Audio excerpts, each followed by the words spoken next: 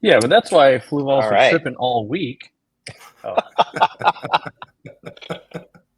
Welcome back to another episode of Deep in the Mulm. We got a lot of feedback from all of you viewers out there. Love reading the comments. It was fun for us to do, and also to get that feedback. And so we are sticking with Deep in the Mulm, and there was some fan art already coming down our way as far as the name of this podcast, I guess is what we'll call it. So anyway, I am Zenzo Tazawa with the Aquarium Co-op. We have Randy Reed and we have Corey McElroy. We're back with another episode, and today we're gonna just keep on chit chat. You might notice that that we're wearing AirPods today is because I'm actually in the studio with Corey, and you can probably see in Corey's screen that I'm sitting next to him here. So yeah, we're just gonna have some fun and talk through some fishy biz stuff. So yeah, who wants to kick us off? I was gonna say Randy, make it Randy. That's just double the Zenzo. Like that's people are already getting a bargain. They tuned in for one Zenzo and they're getting two Zenzos. I know. Look at that. I will say we did. If you're listening to this, we did officially make this members only. So if you're able to listen to this, it's because you're a member. Thank you. When we first were launching this, we weren't sure what we were doing, and then last minute we're like, let's just keep this for the members, and so that it's an actual added benefit outside of the normal live stream, the videos, and so. Yeah, if you get to hear this, it's purely because you choose to support us in a membership way, which people support us in lots of ways, but that's why this is here. So, yeah. Yeah. So I think first thing to talk about today would be that I'm rocking some prototype merch right now. This is just to get a feel for, I wonder if this should be like the starting rant of this particular episode. Is Randy talking about how as he's gotten older and more dad-like or old man-like, I have... Like, seriously, I don't know how I've gone so long without a front pocket t-shirt. And you may say, oh, he's wearing Carhartt. It's trendy, whatever. Like, I'm late to the party on that. But late to the party on having a front pocket. And at any time, I can do that. Or the cell phone, I can do that. This is amazing. Like, this is unlocking. This is unlocked. Don't you have a front pocket on that shirt right there?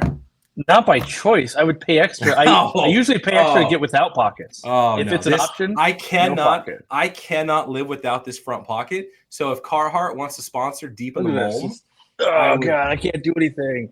I'm weighed down. It's like I'm wearing a weighted vest. You know, like I'm gonna hit the workouts. So the next piece of internal ops merch is gonna be black Carhartt shirts, front pockets with a Coop logo somewhere. So that's what this sticker is representing, is that at some point I could even be cool. I think the guys in Citrus Heights, California at Aquarium Depot, shout out Sac State alumni here. I think they actually have their, oh man, that's on their really, art stickers are pretty good. That might have been a bad decision. I hope it tears some of the fabric decals. We have really good decals, but I think Aquarium Depot, I think they have the black Carhartt with the front pocket and they do the logo on the sleeve. It's a $3 upcharge to put it on the sleeve, bro. Really clean. Looks really clean. That's all I couldn't be more different from Randy, and that's why I had to hire him. until 5 weeks ago, there literally was not even a pen in my office. Remember the one time when you said draw the schematic for the people in China? Yes. I used the back of some other contract we had to sign, and then I had to cobble the free pen that came in like a first class tote thing flying somewhere, and I had to like get it to work, and then that's when I was like, okay, this is ridiculous. And I actually bought I now have a couple of pens, the Sharpie gel pens, but they will never live here. That's what that is. I used one of these at a restaurant, and I was like, yep, that just became my thing. If we're going to talk about pins, oh man, where's... All right, you might have noticed while Randy's looking for pens, I move locations. The only reason is I don't know on the recording if the audience is going to hear the So here I thought you were just big time and everybody and be like, Corey's studio is so big. I went to another room in the studio so that I could the comfy couch. Yeah. Nice. So the Milwaukee Sharpie, the ink Zol. Oh man, this clearly is the best. Sweet. Clearly so that baby right there just lives nice and clean in there. The pen clip is too tight. I don't like that part. Nah, I like it. I keep one in my tool bag. Just saying. I've got a blue one too. I've got black and blue. They both work well. What is Zenzo doing? I'm like, I'm Episode trying This to is two, most. optimize. we're off, I, off the I bring rails. Zenzo We're already over, off the and rails. most of the week is Zenzo trying to make sure Oh. that his shirt's fitting right and other things. And we actually only get about 1 to 1.5 hours worth of work done in the whole week. It's mostly him repositioning. He just. I think he he's just- running to like another building. No, Oh, my I was goodness. just closing a door I so see. they're not looking in the bathroom. Yeah, I wouldn't. I'm not a fan of the pockets because you can't get your shirts tight enough if you got a pocket in your front, right? I couldn't slip anything in there. It blocks his pec. It blocks the pec. I get bad I pec could make it definition with the bounce. pocket. Yeah. Isn't that a move though? Like, oh, is the gym over there? Let me get my business card or something like to accentuate your man pack, man. The Munsters pinball machine back there is giving me some remember berries. Old Oh school. man. Yeah. So We my were boys, cleaning out the dungeon. That's the first warehouse. There's still things that you will know about from like when you first came on. Remember when we bought and we had to troubleshoot and it was horrible, the expensive pillow making machines, like the pillow fill? That was tucked in the back, and we were like, "What is?" And I was like, What's "Oh that my thing?" god, this thing! It Well- sits here because it was expensive, but it doesn't work." And we've Yeah. had technicians, and like, Yeah. yeah. When I started, we had 3 different types of dunnage. So dunnage, for those that are not in the e-commerce, You mean box every other packing every other industry. person on the planet except for you? Yes. So dunnage, void fill, right? So when you've got empty space or you want to protect items, paper, whatever it is, right? So when I started, we had sheets that were in boxes of basically unprinted newspaper paper. That was one type of void fill that we had. We had bubble wrap as a second type, and a third type was the air pillows. And asking the team, like, oh, cool, like, what do we use each one for? Like, we just kind of use whichever one we feel like at any given time. And so each one of those takes up real estate. And if you go back into the way back, YouTube library of Corey doing video tours of our old warehouse 1.0, you will notice that there's not a lot of space to have just extra things around for convenience. So moving away from the air pillow machine, because that's not going to fit in a small box. It might fit in big ones, but it's not going to fit in small ones. Getting away from the bubble wrap because that's just more plastic, and going exclusively to paper is one of the one of the first decisions that we did to streamline the packing process. And just if you need void fill, just use paper. Like, use paper, crumple it up. It's good to go. It's recyclable. I personally use it to help start fires in the fireplace. I like to use it as a kindling. So anytime I get that extra paper in any box that I get, I'll save it and I use it for kindling. So that's your frugal tip of the day. I also throw mine in the compost because then it's just compostable and turns back into dirt. And I actually put mine under my gravel to start my dirted tank method. Someone's listening is going to do that. I don't actually do that. Nice. Yeah. Awesome. Deep in the pulp. Deep in the pulp, yeah. Well, I also feel like to start a tradition that is probably going to only last for maybe 3 or 4 episodes would be Randy's fizzy drink of the day. And today it is bubbly, and it is the blackberry flavor. This is a favorite. The strawberry peach, that was like an experiment that worked out well, but this is a tried and true. This is a solid. What are you going to say? Black razzmatazz from LaCroix? I was actually going to say, after you shared your strawberry peach one, I went and bought a case. Oh, and it's sitting in the fish room fridge. Okay. And I also got one that was like a strawberry mango, like a Trader Joe's brand or something, and that was also really good. Yeah. Nice. Yeah, nothing like a good fizzy water. For those that like the lime ones, I'm not a big fan of lime fizzy water. Something about those just don't agree with me. But if you're interested and you're looking for a new fizzy, bubbly blackberry. Got this one at Walmart. Gotta get that affiliate program going, bro. I know, man. So far between Carhartt for the merch.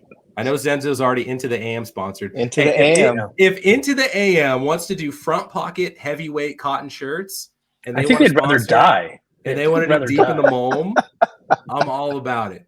Because Into the AM sponsors a lot of the YouTube Warhammer guys that I like. So I think you're 9 minutes in. I think you're 5D chessing Jared to be like, I could get a pocket with like deep into the Mulm embroidery into it. Uh-huh. It says like made by AKT, sponsored by AKT, and you would ham it up and wear it every time just because. I would. I think from knowing Randy long enough, because he's been sponsored by different companies before he worked for us, Randy will do just about anything if it's remotely interesting to him, and it comes with 3 to 5 cents worth of affiliate commission. Like if he's already into it, he's like, No. and I Not, get a free not candy bar every commission. year. Stuff. I like stuff more than I like commission. You're 100%. right. You're right. To steal them from Amazon, half of it was like, yeah, but Amazon's got like branded everything. Like, what's Aquarium Co-op? Like, and I remember him showing me like, look at this phone case, look at this thing, look at this backpack I got, look at this thing. Randy's all about traveling the world and getting free stuff with logos on it. Yeah, I am. Logos, I don't know. There's something about like merch and logos just makes. it's because you can't just go buy it, right? Like that's the thing where it's like, Yeah. like I'm kind of pining after. There's a Shopify keyboard that some reps are sending their people out, and I'm like, how are you not sending us one? We make you guys a lot of money, and it's so kind of dumb. Other than like, check it out, I've got a Shopify keyboard. Did we get what was the thing that we reached out Probably to them? sucks. You mean the thing we got snubbed on? Yeah, the thing we got plaque? snubbed on. Was it the Yeah, they Shopify make plaque? the Shopify logo in like a metal thingy, right? So it's like you put it on your shelf, and you're supposed to get one when you get to 100,000. Well, they rolled that program out when we were at 700,000, and we go, wow, I would love to put one of those like on my tchotchke wall. And they're like, no, you didn't pass. You only get it when you pass 100,000. I was like, yeah, we've now done that 7 times. Like, no, Yeah. it only triggers then. The next one's at 1 million. And so, obviously, if Blue Ball's tripping and other people are tripping, Shopify, I don't know what's worse than tripping, but it is 30x that. Like, they are terrible to work with in every way. If you're in any company that you get emails, you'll know that like every industry is like, it's been 11 minutes. Here's your new rep for this company. And Shopify does that. Like every year it's like 4 to 5 new reps. And, and then you try to ask them like, well, I'm still getting up to speed. I've been here for 12 minutes and I'll be gone at 20. So you got to hit a window where they might know something, be able to help you, which is never can they actually help you. So they just spam you with, hey, here's ways you can spend more money. And then you're like, hey, where's that thing I qualified for? It's like, actually, that's 2 employees ago. I know it's been a week, but we've hired and fired twice for that position. Do you have to be on Shopify Plus for that, or just regular Shopify stores qualify? I honestly don't know. Because hear me out. We start up Strickland Aquariums. We funnel 100,000 co-op orders through Strickland Aquariums. We trigger. We get the plaque. We shut Strickland Aquariums down, and then almost there worth you it. go. What's Strickland? You don't know? Yeah. Are we getting off topic? And do we? No. I mean, it depends on how. I mean, it's in the how Mulm, deep in the Mulm? Okay. Let's hear it. In the Mulm. Let's hear it. I'm sure our audience might be wondering. Strickland Aquariums was our alter ego we created because I love King of the Hill, and I model my life kind of after King of the Hill or Hank Hill, and so we were like, what if there's products we want to test or just don't really fit our brand identity, like an African cichlid product or something. And Strickland Aquariums, some people would figure it out, like it's an homage to that. And then we thought about like Fatherton Aquariums, like the actual rival.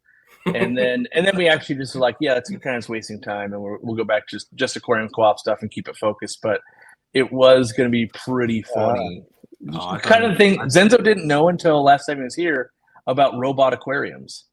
Oh, like yeah. Our That's secret hilarious. YouTube channel. So right now people are like, wait, a secret YouTube channel, robot aquariums? Yes. Yeah. So that was many years Definitely recommend all. So members, when you're done watching this or listening to this, go search robot aquariums on YouTube, and there's maybe 6 or 7 videos. I think it's there? 3. I think it's only 3. It's animated videos. It's hard to find because robot aquariums probably come up with random crap, but you got to find robot aquariums. And we talked about heaters. We talked about flue ball lights, and I can't remember the other thing, but one of those will probably get you there. Robot aquariums and like heaters might get you there, or suction cups might get you there. Yeah. Yeah, hilarious. That one actually is deep in the Mulm, buried long ago, way out there. That one is. Yeah. So it that would have been like 5-6 years ago. Yeah. Yeah. But it kind of lives on because a couple of our products, the very last line on the outer carton says aquariums and aquarium accessories, ... Yep. So, it is kind of like pointing to Strickland Aquariums. And I think we would have had to have had the star logo in the background with, basically totally ripping off of Strickland Propane, but for aquatics. Yeah. And actually incorporate in Texas, in whatever town Hank actually lived in. Whatever make-believe town. That would be amazing.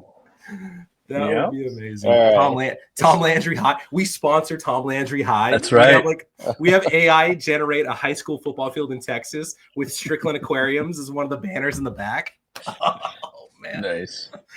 Oh my goodness. All right, let's talk about what's a good fish tank topic for us that you might have come up with. Are you trying to like get out of the preamble section and move on to the meat? Yeah, well, that's my job, right? That is back job. in, right? Let me have two pieces of housekeeping. All right. Okay.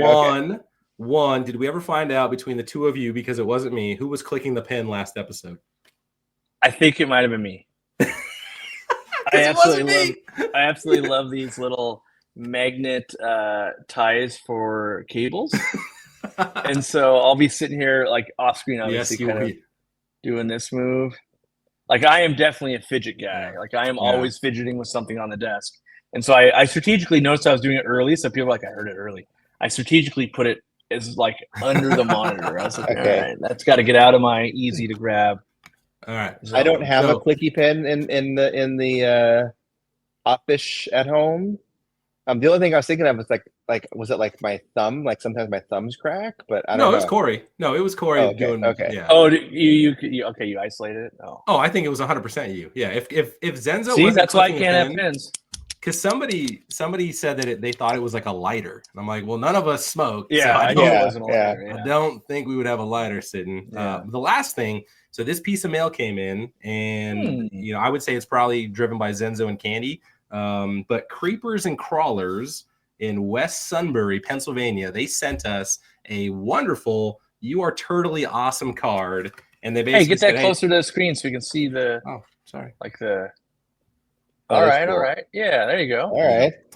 And they sent a very nice, thank you for the donation. And I'm not doing this to be like, hey, everybody, we donate stuff. So I think that we're cool. I just thought this was super awesome that, because it looks like they're high school, like a high school club, the Montague Creepers and Crawlers. They've got a president, VP, like it's a whole club at, I think, what a high school. And I think that's awesome. Helping animals, educating humans. So they took the time to write us a nice handwritten thank you card, and they had fairly on brand of a "You're Totally Awesome" card, which my youngest son is a turtle fanatic, so he would love to see a card like that. Yeah. So thank you guys so much for sending us the card, and happy to support your endeavors. Yeah, so, hopefully they're members and they see this. Yeah. All right. So you want to go on topic, Zenzo? Okay. Well, I mean, like, we're 18 minutes in, and I'm sure they want to hear some fish stuff. I mean, they probably do like this banter and other off-topic stuff too. So let us know down below in the comments, when this one comes out. Like, do you like? We're gonna start a war of like only fish stuff. I've been keeping fish for 30 years. I want anything but fish stuff. I think. Well, I figure these are members, so they like to, If we get to an episode 100 and people actually still enjoy this, episode 100 will be dedicated to the merits of night shower over day shower. I'm already staking that as episode 100. All right. So on the agenda, we've addressed who was clicking the pin. So I'll take that off. We've already kind of talked a little bit about creepy Zenzo in the background of the live stream. So we'll take that off. Which that was awesome that Zenzo was just funny. Back there behind. Well, the funny thing is, like, there were some people that didn't know I was back there. They're like, "How rude is it that Corey has a guest on and he doesn't have him on camera?" And then, like 20 minutes in, they're like, "Oh, he's there." Like, yeah, I'm there. The camera was even all weird and like, yeah. Well, the joke should have been that Corey has no like moving chairs, only what he's sitting in. So you had to have stood next to him or sit in the back on the nice comfy couch. Like those are your two options. Either stand for the 2-hour live stream next to him Well, people Yeah, don't we would realize have like some there's a different hidden softwares. there's a hidden mic. We had to change lighting to light, and like people just assume, but they Oh, don't realize like, yeah. oh no, we had to set up a set to make that happen. People, that Yeah. light bulb wasn't there before. Like there's, they just Hey. not that people are calling out, but like people don't realize like, no, it's an ordeal to do anything like this. Like Mhm, since I had to mhm. check his connection for this, he's mobile in a different place. Like there's a lot that Yeah. goes on to just making fun of Randy for an hour and a half. Hey, I mean, you probably could have gone for 3 hours, to be honest with you. All right. So we need 40 minutes here, 40 minutes of content. We're in 20 minutes deep on this thing already in the Mulm. Oh, So I was you gonna wanna say we could talk do you wanna about digress? day. Well, I was gonna say like maybe we do like a little of both. Maybe we do talk about day showers and night showers. Oh no! You Episode see, 100. Zenzo's Episode very 100. opinionated. I can tell he's very opinionated. So Well, he's on my team, so I like it. Well, Corey I knows know that his. staying here, and sometimes it's 2 showers a day, right? So, yeah. And by sometimes every day. You know how much I lose? A good thing I'm on a well. 'cause Your I'd be water going bill, broke. your water Yeah. bill exponentially rises. When I actually have Zenzo to. I have to turn off the auto water change on the tanks to counteract, so my neighborhood doesn't run out of water when Zenzo's here. I love it. Yeah. All right, today's topic. So having a fish room levels up your DIY skills. So I was thinking about that because when we've talked about past candidates or certain roles that require you, at least for us, for a small company, like, we have to be jacks of all trades. Our retail associates, our warehouse associates, those are very specific roles. They have very specific processes that they follow, and we're able to keep them busy and productive for an entire shift with those tasks, right? And they do something very important in both capacities. But in our company, when you start to get to a certain level of, non-direct line, direct line tasks, you end up doing a lot of like, you need kind of like jack of all trades, and you need to have skill sets in a lot of different places. And I think very related to that is having run a fish room, having set up a fish room in your home, because when you do that, there's just a cornucopia, that's the word of the day, of things that you will have never done in your life and probably will never do again, but you only do it when you set up a fish room and you maintain a fish room, or you tear down a fish room and you start a new fish room. So to me, that I think that's a pretty cool topic to talk about, because if we had 2 candidates, let's say I opened up a supply chain role, somebody that would work under me and help in the operation, help in purchasing, help in product development, all that kind of stuff. If I had 2 equal candidates, if I had Billy Bob and I don't know, Johnny John, whatever, right? And they both had the same work experience, the same education. They were both fish keepers. But if one of them had a fish room and the other one didn't have a fish room, I feel like, the fact that somebody had a fish room, and assuming it was a decent fish room that functioned, there's a lot of things that went behind that to get that thing set up, to get it running, that would potentially give them a leg up, when in terms of their candidacy, especially for what we do. I'm not sure if that's true. When we redid your room, did you even have an air loop? Yeah. Yeah. Okay. The air. Wait. Yeah, because all the tanks are in the same spot. I still had an air loop. We hid the air loop and redid the PVC because I had a different diameter. Yeah, you were using something ridiculous. Was I using 1 inch? No, we put 1 inch in. So you were using like half bigger? inch or something. No, I don't think you're using bigger. I also don't think it went all the way around. I don't think it went all the way around. I think it was like, it didn't connect at the end, this part. And Is it not? I don't remember. My point that I was going to make was Yeah. Zenzo has skills, has a fish room, but his fish room doesn't have drilled tanks, didn't have drains, didn't have auto flowing water. So he was missing a lot of those aspects. Yeah, still doesn't. And at the time, I'm gonna call this out every time. But he's run a fish servicing business, which there's a lot of DIY that he was doing there. Yes. But this is a man that when we showed up to overhaul his fish room, did not own a cordless drill. I didn't. Yeah, we show up and we're like, hold on. And we're like, we need a drill. And he pulls out a drill and a cord, and we're like, what? Zenzo owns like 4 tool chests. Now, Well, you so didn't what? let me rewind. First off, please rewind. I'm first confused. off, a corded drill in a lot of cases has merit. Like when you're drilling that hole in the 100%. back of that room and your battery died, right? 100%. Yes. Secondly, the majority of the tools that I had and still have around working on cars and motorcycles. And so we're talking sockets and ratchets and, safety wire pliers and all those kind of things. And when I would drill things, usually it would be like, I don't have a drill press, but it would be like drilling holes and bolts for safety wire. So you use a drill press. I didn't have a lot of need for like a drill all the time because I wasn't doing like wood stuff. But yes, I now have a whole wall dedicated to DeWalt system. I have Good man. multiple impacts and drills and chainsaws and grinders and everything. Yes. What do you have any use of because you mountain bike? I was like, chainsaw? You live in San Francisco? He would Like, use a in the inner chainsaw city. mountain So- biking, though. No, I need chainsaw.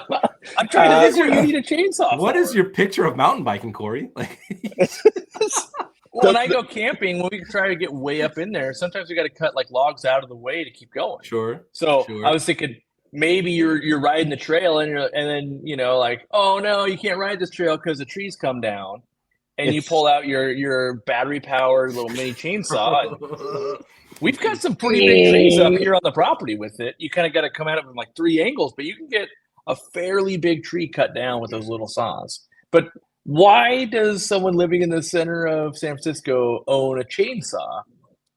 Because I can. So basically, it's like, okay, so I wanted the large battery for my grinder, and then I also have a super heavy duty impact wrench that can take off like a tractor wheel, like 900 For the pounds. tractors you own, yeah. Mm-hmm. Well, it's actually for the rear nut on the Ducatis. Have you have to get like a super long board, press on that. They're notoriously difficult to break loose or torque. Okay. And so I wanted that giant. So anyway, you have the big battery, and you're like, what could I use? Like, I've always wanted a chainsaw, but I don't need like a gas powered I've always wanted a chainsaw. I don't need a steel chainsaw or anything or Husqvarna because I'm not cutting down trees. But it's like, for the 10 times a year I build a fire, like it'd be nice to be able to cut some of these logs down that I have, or sometimes like He's cutting down dandelions in his yard.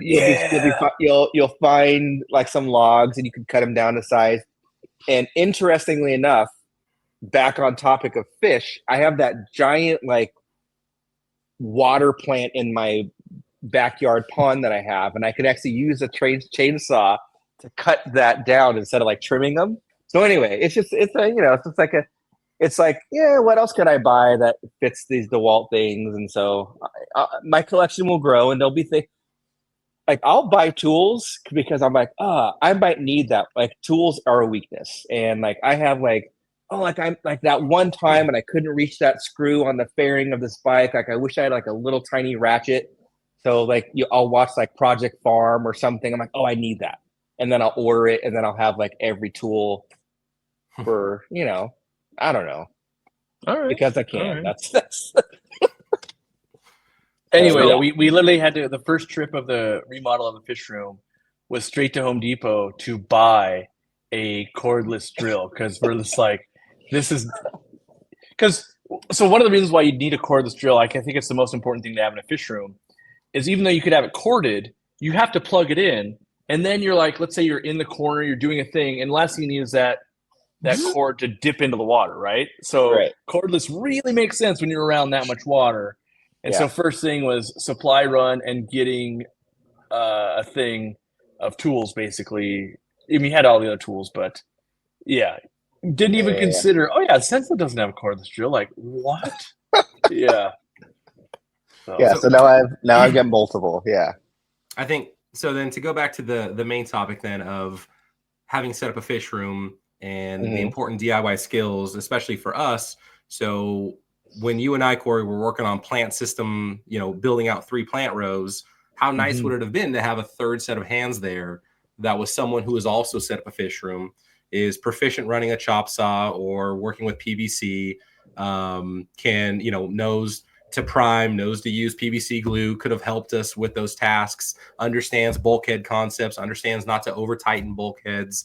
And then also from there, like you take that to a customer service perspective, right? So somebody that's actually done the fish room and done drilling of the tanks can help somebody walk through understanding how to use the bulkheads that we sell. When we decide to have our own branded bulkheads or design our own bulkheads, like that knowledge of their fisherman experience with bulkheads. So I think, and then, our experience with strainers too, right? Like that's another, like, oh, you've drilled tanks, you have experience with strainers, you know what's good about them, you know what's bad about them.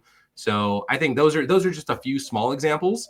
I think I will digress and talk about how ABS, so black ABS pipe, which this is a fun. Oh, God. There's all sorts of fun regional differences about this country, right? Yeah. And I think maybe I said it last time. I've been to a few places around the country for work when I worked for Amazon, and I feel like most places are kind of the same. We all have a PetSmart with a Home Depot and a strip mall and Applebee's and all that good stuff, but there's some regional differences, right? And one of the things about Kentucky and Tennessee, and I guess these surrounding states, is that for sewage, they don't use black ABS. So we in the warehouse 1.0, warehouse 2.0, in our own personal fish rooms, we use a lot, or used a lot of black 2-inch ABS pipe. It's very inexpensive. I think an 8-foot stick right now, if you went down the road to your local Home Depot or Lowe's, Corey, what would it cost you to get an 8-foot? It's gone up.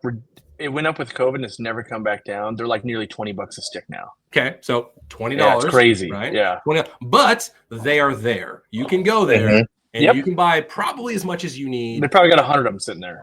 Yeah. In addition, they have the white PVC, Schedule 40 PVC. Yep. So in 1/2 inch, 3/4 inch, 1 inch, 1 inch, and that's probably $30 per or more per 8-foot section. Yeah. So on the West Coast, in Washington State, and I think in California as well as in California too, ABS all over. You can get ABS and PVC to your heart's content. All right. Yes.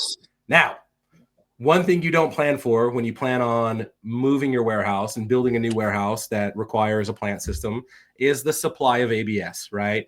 We know from experience that the fittings, like the elbows and the street elbows that we utilize for our plant system, we know from experience that you will wipe out 17 Lowe's and 10 Home Depots in a 10-mile radius of all of their fittings, because they just don't carry that many of them, and you need 50, 60, 70 fittings, and each Home Depot will have 2 or 3. So Corey pre-bought all of the fittings that we would need on a website, because it's hundreds and hundreds. Like we're spending like $1,200 just in fittings. Like, and they're light. They're the size of a mug, right? So that'll fit in a big old box and ship to you via UPS or for FedEx, whatever.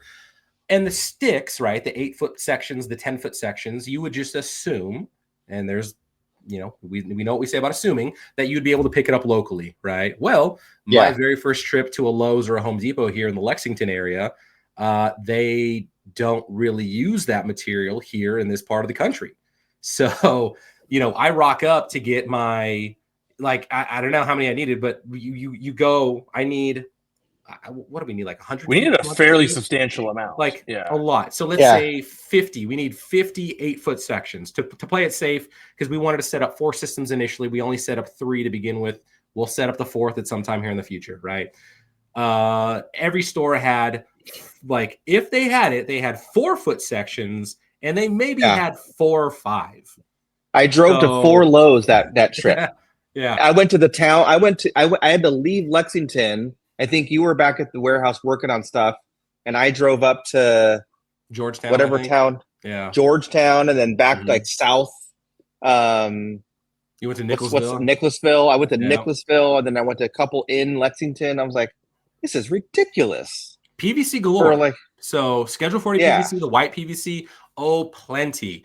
But the black ABS, they had some fittings, very limited on the sticks that the pipe. I keep calling them sticks, but the pipe sections. I call them a stick. We need a stick of that. Do we call them stick? Okay, stick. When I'm making part lists, that's like, we need 3 sticks of 3/4. We need 3 sticks of 2-inch ABS. We need And so then, like, knowing that, oh my God, like between Zenzo and myself, that first like week or two, we only got enough for maybe 1.5 systems. Meanwhile, I'm scheduled to fly in. I'm like, you better find it. Like, I've only got so much time to build the system, because I had to like fly somewhere else or something. It was like we literally only had X amount of days. Like, it had to be.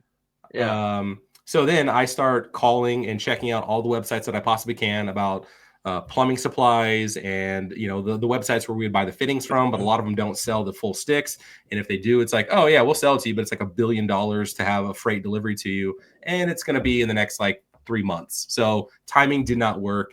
And so we're just basically scrambling. And every visit I would go and just wipe out every Lowe's, every Home Depot for black ABS. And what was really funny is when I would call these places, you know, with the best Southern accent I could do, they'd say, well, what do you need 2-inch ABS for? What are you doing with that? And so it just makes you feel like a buffoon. Like, well, on the West Coast, we use this for our plant system for our aquariums. And they're like, well, I don't know what they use it for around here. I don't think anybody uses that. And so I think the best lead I got was that maybe they used it for RVs, right? Well, I think they might use it for RVs. You can call this RV supply place and see if they have any ABS for you. And so I call them, and sure enough, they're like, nope, we just use PVC. Like, we don't know who uses that stuff. So very funny experience of you can try to plan, and we planned out as much as we possibly could. We had as many ducks in a row with this warehouse move and this warehouse transition. But, you know, it's the thing that you can't, who would have thought to check that black ABS pipe is a thing in Kentucky when we're so used to it where we have lived our whole lives. So, well, it's crazy. It's like the reason why we use ABS, one, it's a little bit cheaper, but two, the bulkhead fittings made up to ABS because you use ABS glue. And so anytime you start using, so I'd have to recount, but it's like 500 connections for those systems. Like, it's just an insane amount. So like you plumb a sink, it's like, yeah, 2, you plumb 2. And so we're basically, when you do a tank system like that, everyone is like, yeah, you're plumbing. Oh, we plumbed 200 sinks this week is what we did in this space. And so each connection can't leak, though. You need it to be right on. And when you start using the PVC to ABS glue, it takes a lot longer to cure, and you'll start moving down the line and it'll pop out or something. And you can't have that because it's already like an impossible task to do this many connections every 18 inches because there's no wiggle room. You can't miscut. You can't, it ends up leaking water.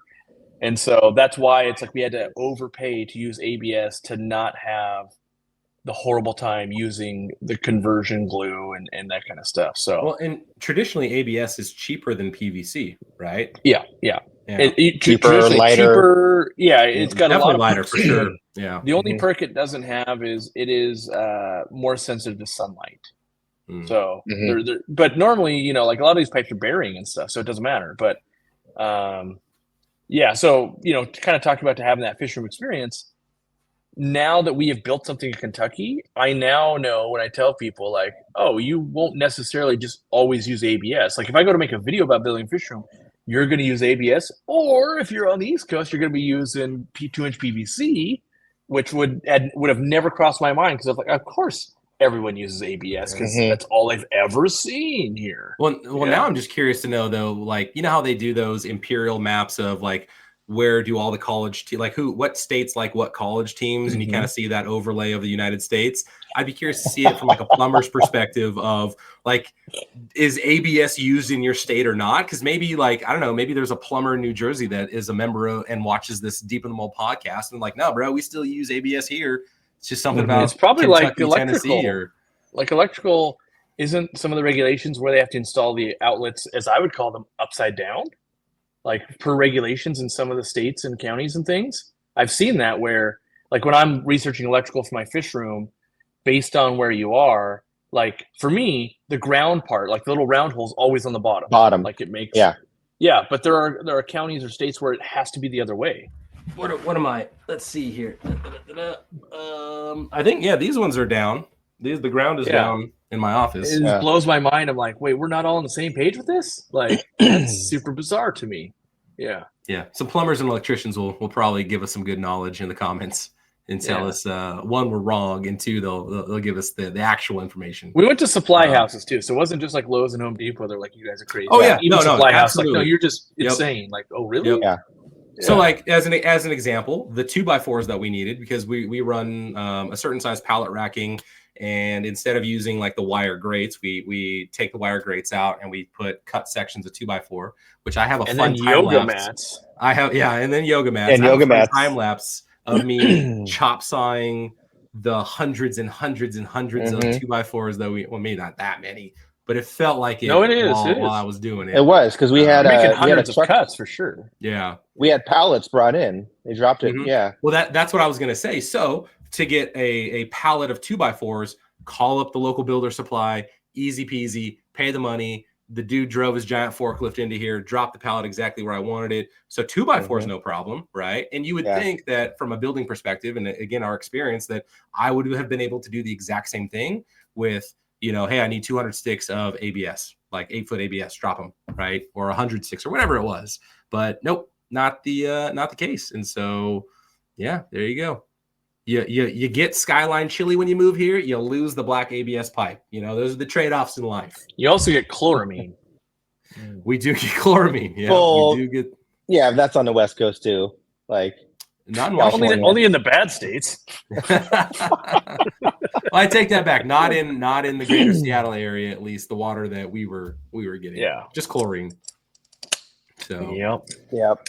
On the note of electrical too, I would say that while I probably had no business doing it, I was able to do a fair amount of video watching on the YouTubes and was able to run some dedicated circuits and put in outlets on my own in the fish room. So I'm not advocating that I'm going to be an electrician and do the wiring here. We do actually hire out to legit contractors for our electrical needs in the warehouse.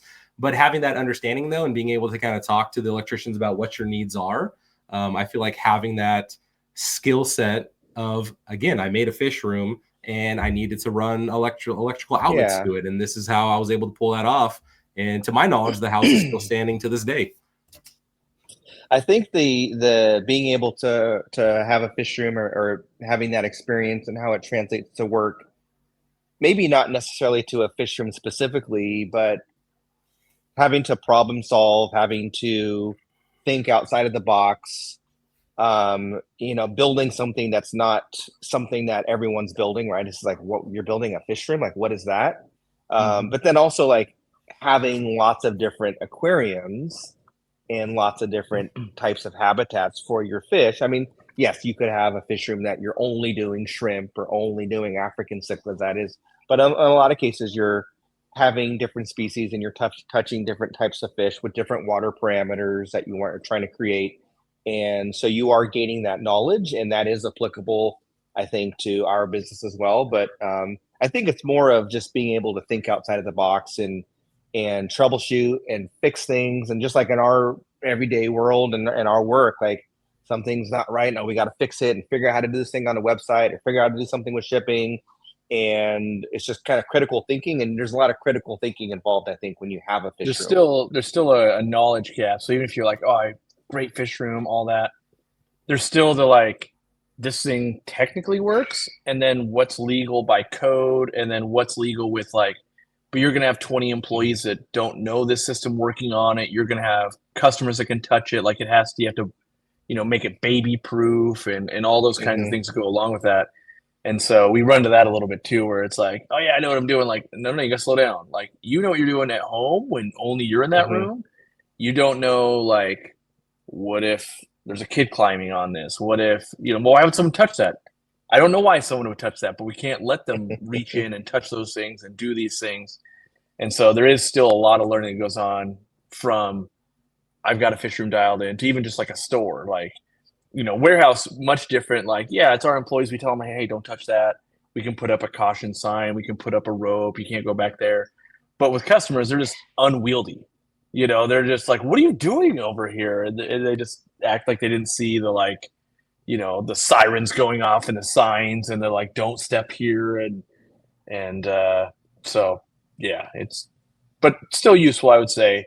But it takes everything. You gotta be a team player. You got to be able to build a fish room. You got to be able to do monotonous tasks when it requires it. There's a lot of things, especially the higher you go up in the company.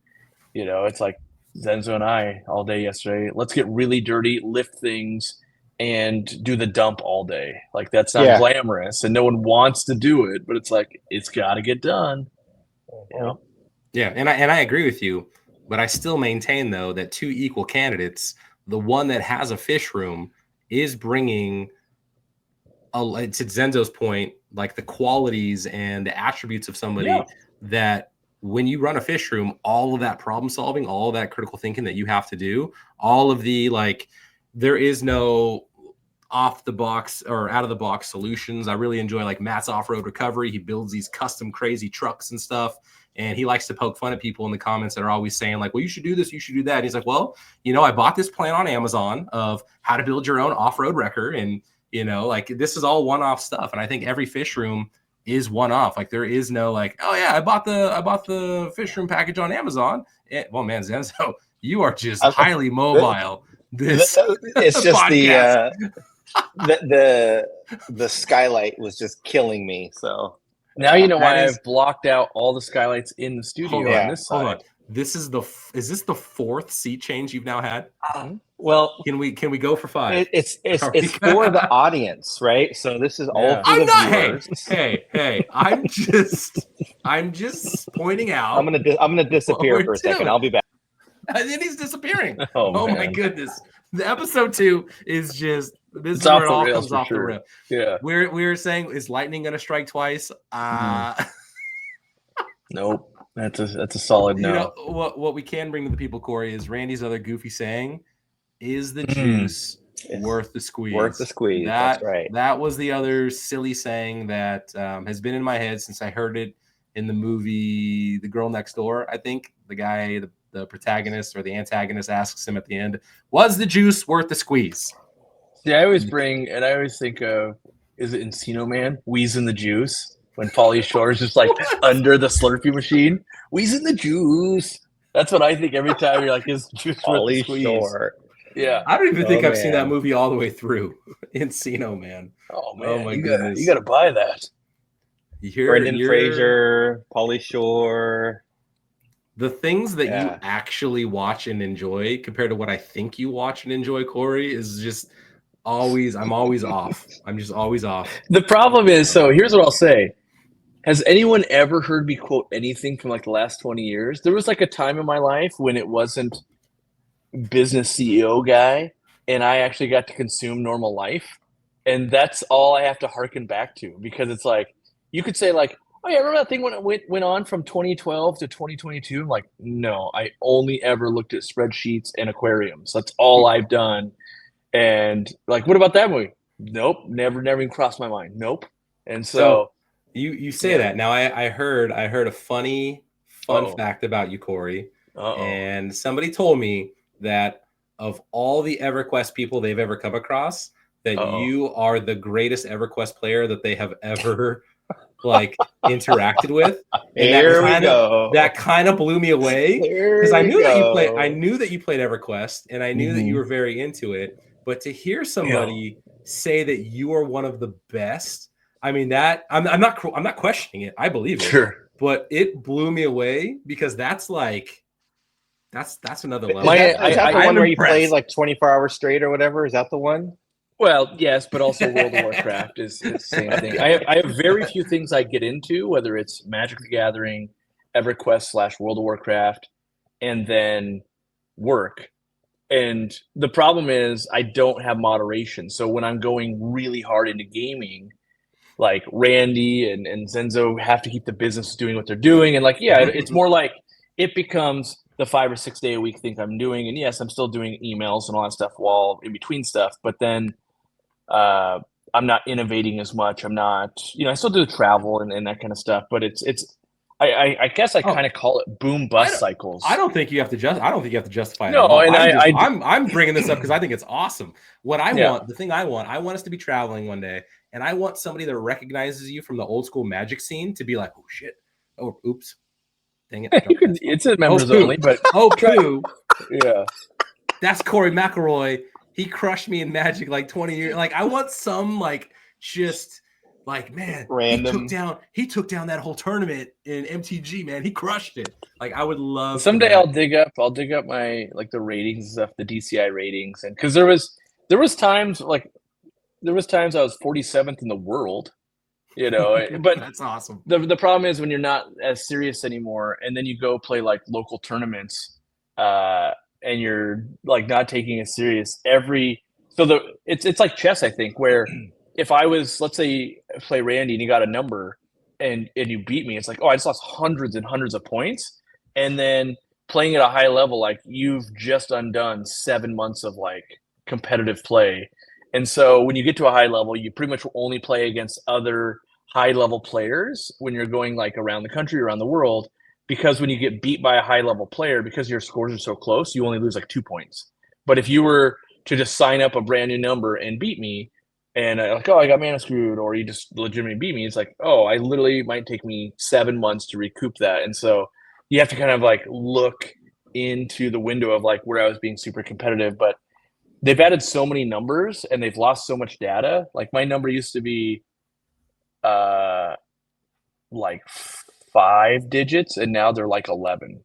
So every time I go, I have to say like that's not long enough. I'm like, okay, well, you have to look it up. I don't know how many digits you've added to your thing. I feel like there's a very like possible alternate universe where when you guys were having the conversation about the Steve helping you out with the co-op, it could have also been like, I've got this great idea for like a comic store or a card shop, right? And Corey takes it that direction.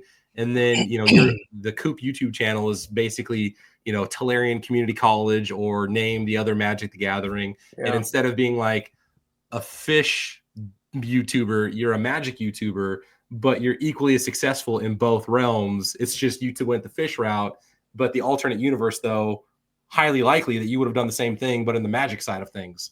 We talk quite often that if I retire from Aquarium Co-op, we're going to open a gaming store. Yes. Because we can have the resources to like do a really cool store that doesn't like, it's got to not lose money, but so often it's really hard to make a good game store because it's just you're competing with online and capital is brutal. Like a Warhammer 40K store, it's like, yeah, you probably have to get into it for 150, 200 grand to even have a chance of having a decent Games Workshop store. You're at the mercy of Games Workshop as well. Like it's one thing for the fish stores to be at the mercy of Fluval, but there are some other alternatives. And then at that point, you're talking the customer into, okay, get this heater instead of this heater. It's still a heater and you're still making a sale versus the intellectual property of, no, I want to play Warhammer or I want to play Frostgrave or I want to play Relic Blade or whatever it is. Like that's that specific thing. And you're not talking them off of what they want. So then you're at the mercy of those parent companies that are producing it and the distribution. And I've heard all sorts of nightmare stories about that industry and that distribution, which makes me feel very fortunate that we don't deal with that and that we're able to much more be in control of our own destiny in our hobby, in our industry. That's another funny thing about just various YouTube hobbies is when you're watching the videos, everybody refers to it or the forums, the hobby. Like the hobby is just the synonymous term that is interchangeable when you're within whatever hobby you're talking about. So like in fish keeping, we're like, oh, the hobby. But then when I'm watching tabletop stuff, they say the hobby. I'm sure it's the same with knitting. I'm sure it's the same with, you pick the hobby. They say the hobby as a term for them. So I've always thought that was kind of interesting. So, yeah, the last 5 minutes, it's just like what? And I don't know how many of the members are gamers or into that, but we get metrics from YouTube if we ask them. Oh, really? It's like at least 63% are identified as gamers. That's interesting because so the overlap is very high. Also, camping's very high. Like camping nature people are up very high too. There's got to be some correlation between people that are attracted to aquariums and people that like gaming. I am not into gaming at all and don't know any of the terms and things except I know what Warhammer is just because of Randy. But even then I struggled, right? I was about to say War of the Rohirrim. So which Games Workshop owns that intellectual property and they make a Warhammer game version of Lord of the Rings. War of the Rohirrim. All right. So it's all full circles and nerds. All right. Full circle. Yes. All right, back to the main topic. I would also advocate for that setting up an auto water change system. You're working with PVC. You're interacting with products like our individual metal air valves for running your airlines. Setting up a sprinkler system, like you're taking what's the brand that we use? Ratio? How do you pronounce it? Yeah. So, you start with like a rainbird system. You set up your, my goodness, what's the term? They're not manifolds. They're You build a manifold, but you use solenoids. the solenoids, right? So you Yeah. then start to use solenoids. You then start, you set up your rainbird system, whether it's manual or you go to the ratios or the ecobees or whatever, and you're doing digital time systems. So I just feel like there's a whole slew of activity that, I don't know, that kind of, I just think it's something that maybe doesn't get enough credit for, of like, hey, you actually like did a fish room, right? We always focus on the end product and are you breeding fish in your fish room? What are you keeping in your fish room? But the act of just planning it out and building it out and doing all of those things is actually Zenzo, pretty impressive. I was telling Zenzo yesterday about building the store and how I was telling him I may have invented auto water change. And what I mean by that is, at the time I was building the store, there wasn't really anyone doing anything like that on YouTube. The store build out where it's like we only support the ends, that I'd only ever seen in one store before. And there's lots of stores we see now that kind of have been able to use us as the blueprint of like, oh yeah, we'll just do what they're doing. They documented a bunch of stuff, and lots of people built fish rooms like that now. But I remember there was like 2013 in April, we were like, got to get open, ran out of money. And there would be these like it was like a span of a week where we set up the water change system and it failed horribly. And drip emitters were not the ticket. The pressure was too high. And the first system, I had 42 outlets all opening at once. So the pressure wasn't even. So you had tanks at the end getting nothing. You had these ones getting blasted. And I just remember I remember sitting on the floor for like an hour. It's like, what am I going to do? Like this, there's no going back. The tanks are drilled. And then, so I tried a different drip emitter. That didn't work. And then we got the pressure regulator that helped. Did you have different zones, or was it all like one zone? One zone. Just one zone. Okay. There was no concept of that. That's the thing, is like there was concept of like PVC overflows, and you could like hang a hose on it. But not everybody, but so much of the wisdom or the talk back then was a system just like our store or the wall or a fish room, but it all tied back to a sump.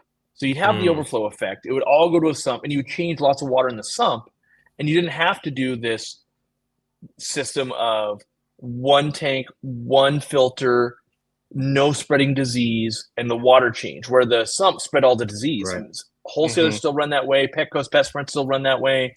So many places still run that way. And I knew that the key was healthy fish, but the fact that there wasn't, just Google it. No one had ever done it before that I had seen. That doesn't mean no one's ever done it, but no one ever shared it enough that I could Google it and I could find it. And so there was like a span of 5 days where I'm like, what am I going to do? Because I don't have the sump. We didn't build in that. I can't get the system to work. Like, that's not going to work. And then eventually I switched like the distribution system, because they'd feed like 12. Because I was using the little mushroom heads that you're supposed to use one little line to go to like each potted plant. And I was trying to make that do tanks. And so that system's still in the main store, which is not the best system anymore. Yeah. We know how to do it way better now because we've evolved on it. Dean and I and other people, we've evolved over time.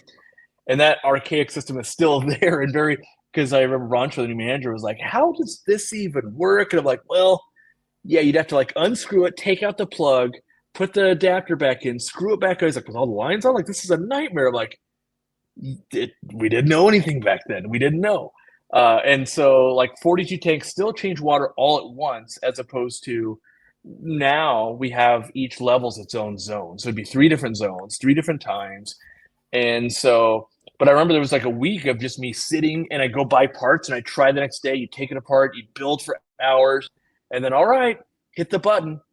Oh my God, that didn't fix it. What are we going to do? And so we eventually obviously got it to work, and it still works to this day. But things like that, I think things have gotten easier with YouTube, and just if you want to build a fish room or a store or anything like that, it's much easier to see the blueprints where you had to dig in forums, and people weren't, because forums didn't make you any money. So at least now, if someone goes watch our video on how do you set up a water change system, like I make a cent. And so there's motivation for people to share information. It makes it a lot easier. Just Google it, and now you'll know.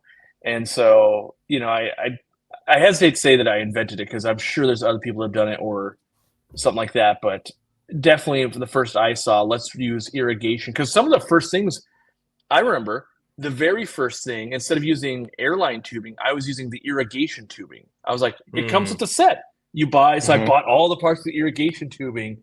And then I was putting in rigid tubing. And like the elbows. And I'm like, it's leaking in like every connection. And it's like, and they're like, yeah, we don't care. It's outside. No one would care if you have a drip outside. I'm like, I'm in a building, cannot drip. And so kept having to redesign. Eventually became a hybrid of aquarium parts and outdoor parts. Now it's mostly, to anyone that's like, well, what would you use now, Corey? It's PVC and ice maker tubing, and still solenoids, and the Rachio system is now you can use Bluetooth. You couldn't use that before. It had to be battery. And then we got the DC, so we could actually plug it in. And it was all manual, and you couldn't see multiple walls operating. And so you had to be like, oh no, someone set it or set the offset. They're changing water at the same time, or they're doing all these things. And now the fact that I could run water at any building, it could be warehouse, could be store, could be my building. And I can log in, and I can literally just hit a button right here. Like if you're happy watching, and I'm just going to click quick run right behind me. I'm going to run it for just 3 minutes. And that easy. You'll watch it. There it goes. You can see it. There it goes. Changing water, overflowing. Don't have to worry about it. And the fact that we can do that at the store, and why it's so critical at the store is normally a store pays one full-time employee 40 hours a week just to change water. And that I thought was going to put me out of business. And it probably would have, honestly. And so that's why it was so important to not have to do that. And then what was the other part of that piece? It was, and because I had worked in a store for 5 years, I knew how long at the end of the day, it was a solid 15 to 20 minutes to top the tanks off from all the tanks that you caught fish out and sold during the day. And our employees, they've never worked in another store. They have no idea that, like, there's all these things that you end of day tasks that are just fully automated. Like, we're even automating vacuuming at this point, so that people just have more time one-on-one with the customer, help them, and all of that. But I kind of want to. We got a Roomba? Yeah. I didn't know that. So even on the Amazon list, I tested Roombas, right? So we went through like 3 of them between my home and the store, to ones that can actually detect, and like some of them can only see down to 3 inches. And so that would totally run over like dog poop or your cords or other things, but it would dodge anything big like a bucket or anything. And then the one that I actually have on the Amazon list, it will detect even a cord laying on the ground and go around it, which is airline tubings and just all that kind of stuff. They're like, oh no, it's trying to eat the thing. And so now, what brand is that one? Eufy, EUFY, and it's on our Amazon affiliate link thing. And you could have a conversation, I can tell you all about why this one and not that one, and like there's one higher end model, and this one's like they make way too many of them, but pretty optimal. That now we have to touch it up like once a week manually instead of every day. We were spending 20 minutes vacuuming, and so replacing out the robot makes a big difference. And especially like you'll get a customer walks in that they just finished their job site at construction, and you see every step they took because it just mud and dirt comes off. So you have to follow it up, and if it's at the end of the day, now you're like, cool, my Roomba, my robot's got it, auto water changing. And so you finish up with the customers, lock up, and just beat it. Instead of like, we have an hour long, we don't have to clean the kitchen, we have to do all things, like we're just out. So if starting up a retail store, and I've seen a good number that have applied for the retail partner program, and I feel like a good number of them don't already run an auto water change system. And so I know that, it's a capital intensive thing to open up a retail store. If you're a hobbyist and you're saving up some money, you got some tax return money, whatever it is, you've saved up for a couple of years. And I've talked to a couple of people that are like, we want to do auto water change, but it just, we didn't want to have that cost in the very beginning. But I feel like for me, if I were going to open up an independent store, that I would not sign anything in terms of a lease until I had enough money earmarked for an auto water change system, 100%. knowing how beneficial it is. And the idea that you're going to go back in later at some point and do it feels like you're never actually going to do it. Like that is going to be like, you're going to tell me you're going to take down your sales tanks. You're going to drill holes in them. No. And you have to run plumbing back there for the return, for the drains. You got to run return lines. There's some people that do it, and it's 50 times the work. 50 times the work. Yeah, it's less than $1,000 to. That's what I was gonna say. Like, up. So then don't go ratio. Go with a cheap Rainbird. A plug-in system where you manually do it. But you should easily be able to run auto water change for under $1,000. That includes bulkheads. That includes the piping. And the problem that people don't do is, I'll just do the water changes. Like, maybe in weeks 1 through 10 you can, but then you're getting some customers. Like, if you're going to stay open, you don't have time to do that. And if let's just say you're paying people $20 an hour, right? Well, we established that our fish store is like 40 hours of manually, because you got to wait for the water heater to heat back up, and all these things you got to do. You spend $800 a week without even payroll taxes. So I've had a couple stores reach out and say, "Hey, easy dechlorinator, we love it. Are you going to do a 1 gallon bulk size? We would love to buy that if you're going to do a 1 gallon bulk size." And to which I say, "You're a store. You should have a carbon block filter. Like, what are you doing with the dechlorinator? Like, is there some use case that I'm not familiar with? But this is what we do here in our warehouse. This is what we do in our retail store. This is what I've done in my own personal fish room.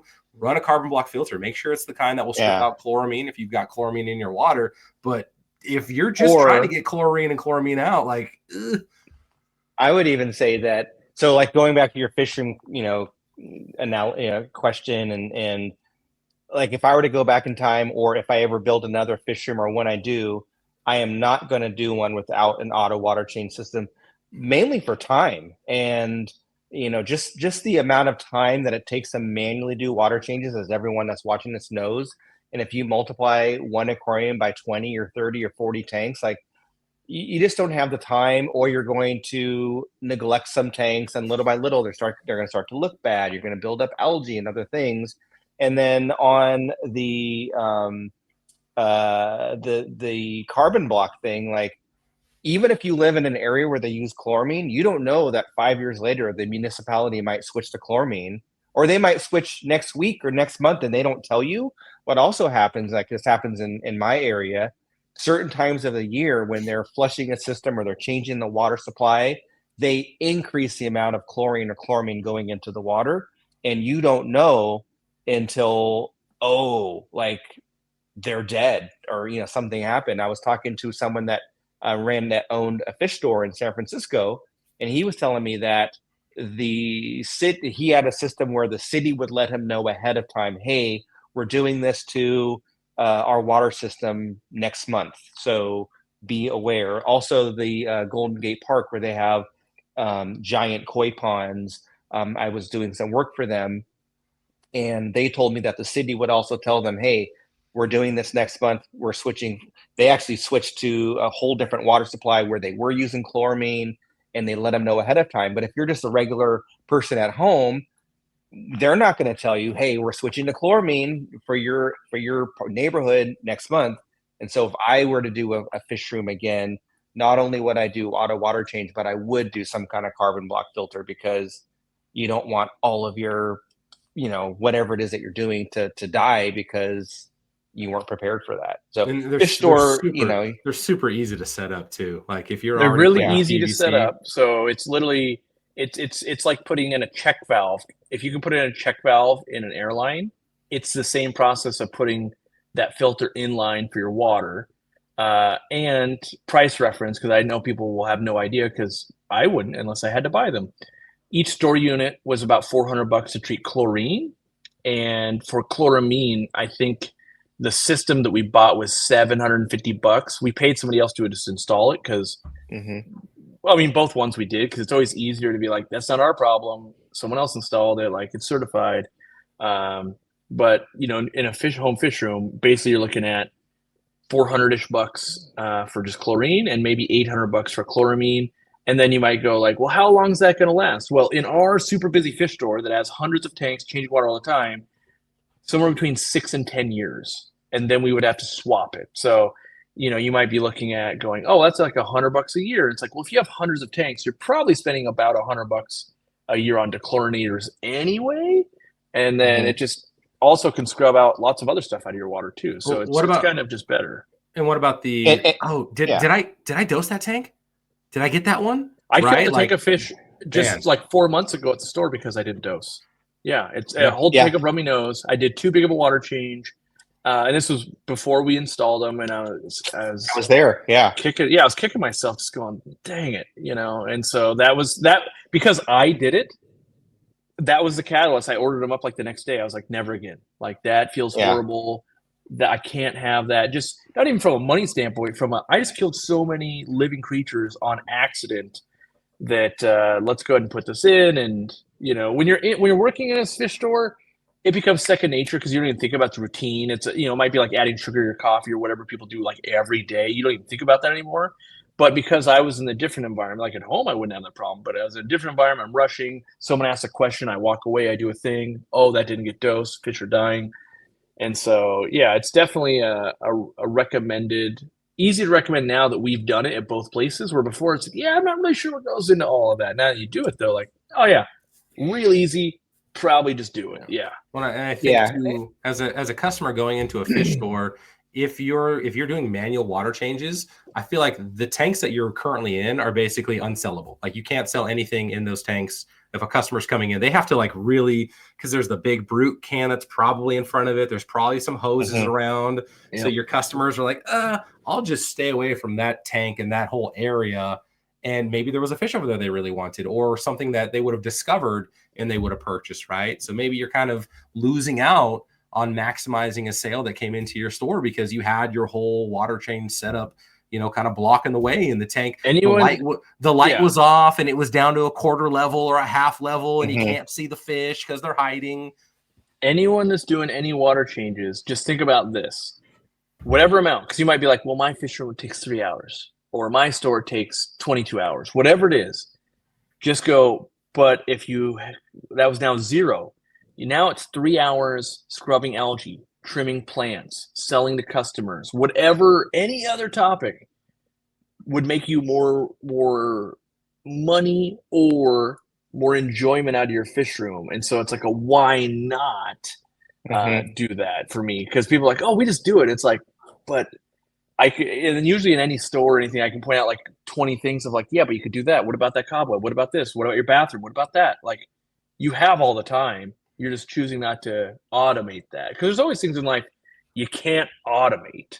And so, yes, those have to have my hands or your hands, anyone's hands on them. So things you may as well automate it.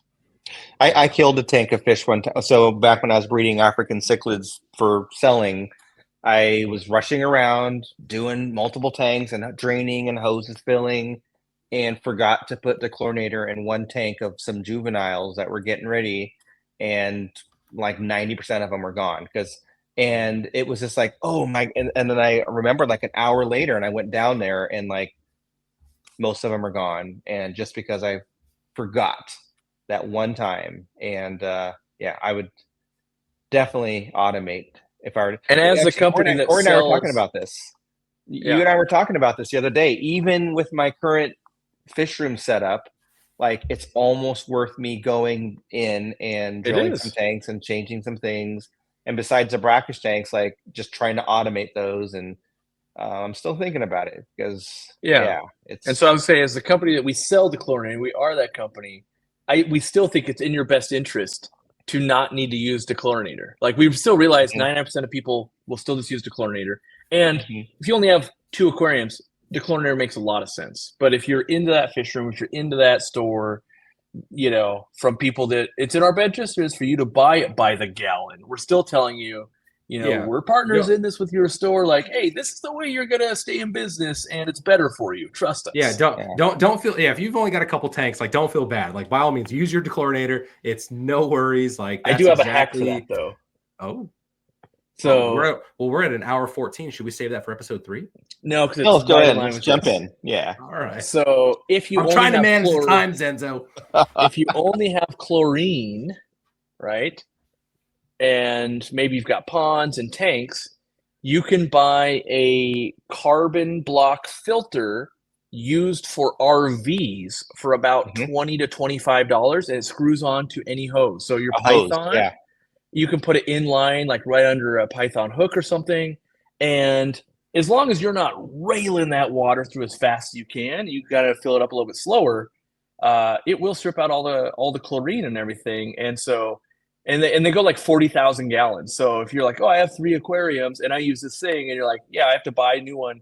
I spend $25 every 10 years. It's kind of amazing, and so. But you won't find them at Home Depot. You got to like go on Amazon or just look online, and you're looking for an RV water filter. You would normally just install it on the hose because you go to a campground or whatever, and you don't know what kind of crazy water, if it's good quality. And RV systems, the plumbing is so terrible. You want to try to have the least amount of crap breaking it down. And so, yeah, for like $25, you could have a miniaturized version of this. And some people just screw it on the end, and they'll let water drip into their like koi ponds 24/7, and they replace it like every year or whatever. And so they can have a flow through system on ponds and other stuff, and it's the super mini version.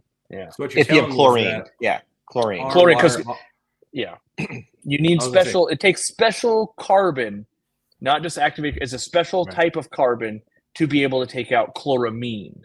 And so they might make one of those in a RV thing.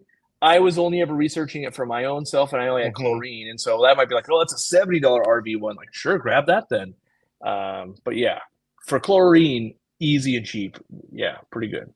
What I was going to say is that that will be a feature in the co-op water change system of an inline little carbon insert. So future product development, guys. There you go. Yeah. I mean, we honestly could, like, it's probably not that hard to reach out to these manufacturers and start working on it and flow rates and you know, they're not gonna like, why do you want this flow? Why do you want to do this? Like, because we know our tailored audience for it.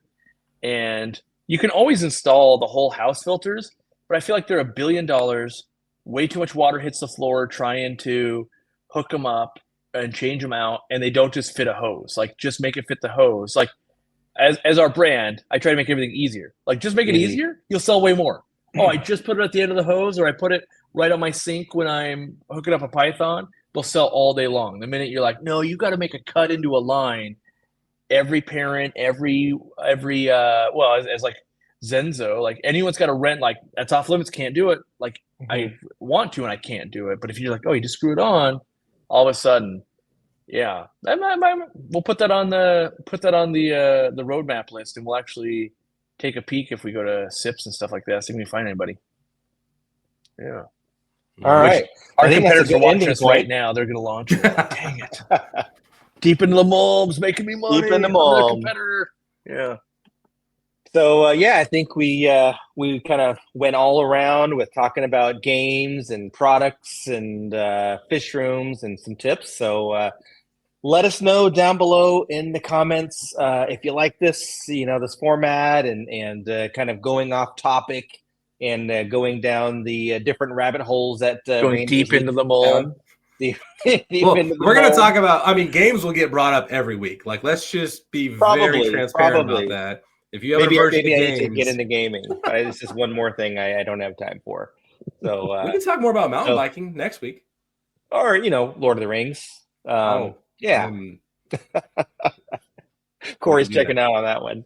I hate Lord of the Rings. I've tried so many times. I've tried to watch the series twice. Once in the theater, fell asleep, and then this year, Katie was like, "Let's watch it," and I was like, "All right, let's do it." I am ready. Fell asleep again. Like, it is so slow. This is where like Corey likes Encino Man. Corey likes King of the Hill. Like, I don't know what he's going to like, because you would think Lord of the Rings. I would think just that too. Set it up on a tee for you, crushed it. Like, come on, how do you not love the Lord of the Rings? Yeah, it's not that I hate it. It's so slow that it makes me fall asleep, and I don't finish it. How is it slow? I can see where the first part of Fellowship of the Ring for a non-Lord of the Rings nerd, and understanding that the first part is very long, it's a slow build-up. But if I you've can tell already you where I fell been- asleep the first time. Because I Uh-huh. remember I woke up in the theater and like the giant Balrog was on the screen. So wherever before that is where I've fallen asleep. I mean, there's all sorts of good That's- stuff before that. I mean, they're in Khazad-dûm. That's action. There's a lot of. Oh, that's when you woke up. You woke up. That's when I and you- woke up. Yeah. Okay. No, it's By the way, people might be like, maybe it's I've never fallen asleep at any other movie. So like, it's Ooh. not even like, oh, that's it. I'm like, that's got to be saying something. And then I was like, well, maybe I was just tired that day. Then I tried to get in my own home, still fell asleep watching. Like, what is going on here? So that's the second part, because let's see, the Fellowship ended when they were getting ready to leave Rivendell, right? Spoiler alert. You got the ring wraiths. Right. You got the ring wraiths chasing them around Hobbiton. Like, come on! Yeah. Like, what is going on? And then just the sheer beauty of Hobbiton, like the green rolling hills, the Mhm. fun little Hobbit architecture. I Like, that's dare all say this. awesome. I dare say this. While I don't absolutely love it, I do enjoy Harry Potter more than Lord of the Rings. It keeps my attention better. Katie loves it. Watches in the background, reads the book 700 times a year. But at least All I right. haven't fallen asleep while watching Harry Potter. With that, Lord of the Rings is the best. Harry Potter, how dare you? Thanks everyone for being members. We appreciate your membership and all of the interaction that we get to have with the members and having fun stuff like this. Thank you very much. Make sure that you also check out all of the other member videos, the presentations. We've got some Robot more fun ones aquariums. coming up. Robot aquariums, check out that. And also remember that you can link your account to your website account and get 5% off of our products, as well as participating retailers. So thank you very much, and we'll see you on the next one.